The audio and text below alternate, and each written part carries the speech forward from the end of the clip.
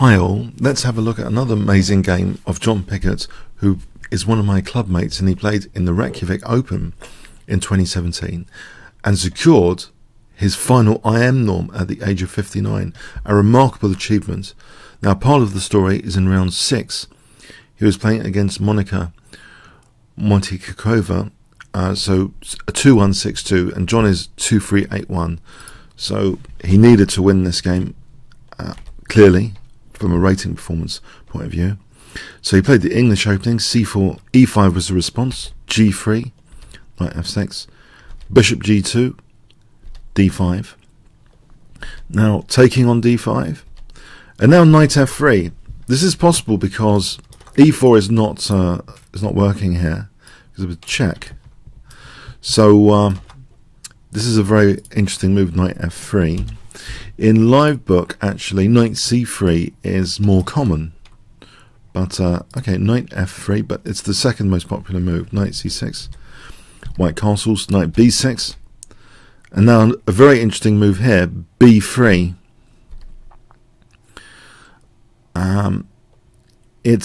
You might also wonder theoretically, by the way, about E4 here, because it looks as though black's taken away 2 key squares.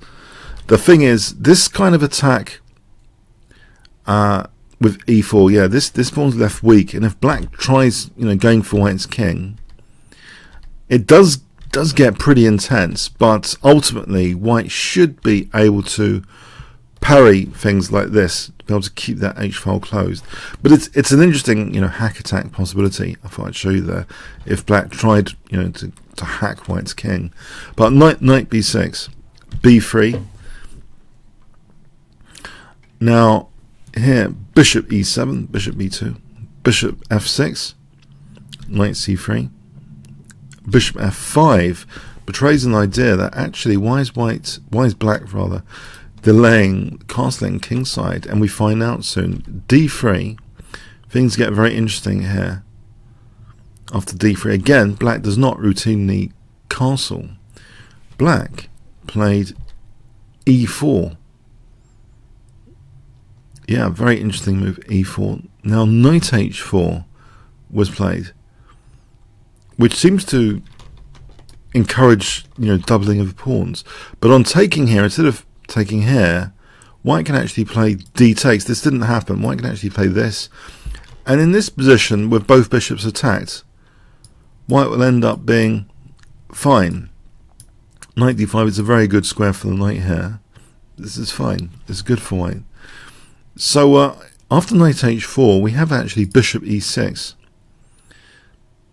and a similar position actually. D takes.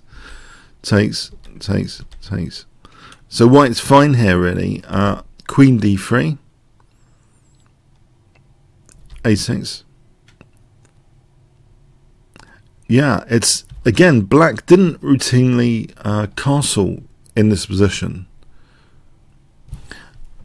It looks maybe a little bit scary, this bishop. Let's have a quick check.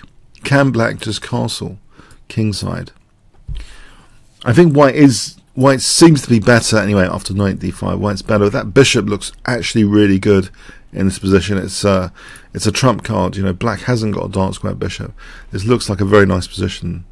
So in fact, black played A6 here. And we have knight D5 now, and black took the opportunity now that it's legally possible to castle queenside. Black castled queenside. Is it fraught with danger though? Rook FD1, king B8, and now an intriguing move, which kind of gets out of the pin, but does a few more things. Queen E3 gets out of this kind of pin. The knight's held here. It also helps control the G5 square.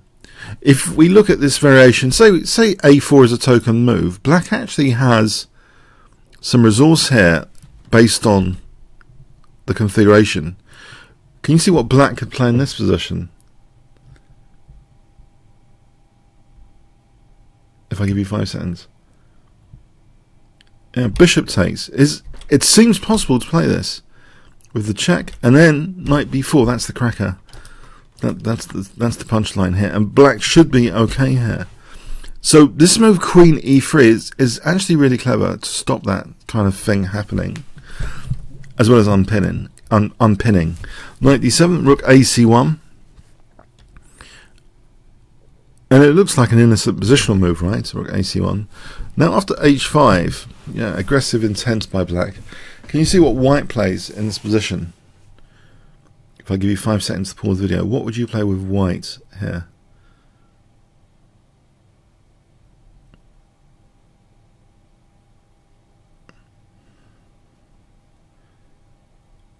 Okay, that queen is made use of here, not immediately, but after knight takes c7, so the threat now is knight takes a6, chewing up black's kingside.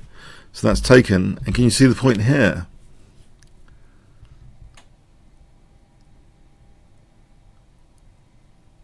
Okay, rook takes c6 creates a weakness of the last move. It gives access to a7. Yeah, this is really good stuff. It's really quite amazing stuff. So queen a7 check. So white at the moment is actually a rook down. Is there enough attacking potential here? A rook down. After rook c1. Yeah, this is pretty terminal for black. It looks pretty terminal because a move like knight b8 to defend c6. There's resources like bishop e5. We can check this out for a moment. Knight b8. Bishop e5 is really strong. Yeah, it's crushing. So we have bishop c4, desperate way of trying to defend. So white is just an exchange down now. Very good news. And also for the exchange has a pawn anyway. So black's having to desperately defend like this. That's why the bishop was given up to clear that third rank. Check.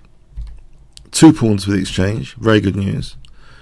And now opening up this bishop, e5. Yeah, e5. It hits the rook as well. It does 2 things. It opens up 2 pieces. Sorry, it hits the queen as well.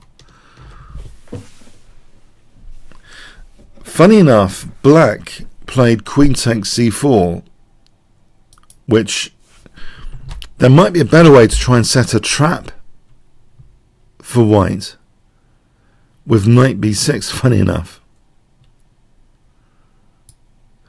I'll give you an example of why this sets a trap. If rook takes, check, and check here, and this is actually mating. it's unbelievable, but you know that's actually mating. Yeah, it's a way of setting a trap. On queen takes b6, yeah, check, rook g6. So what would happen here after knight b6, basically?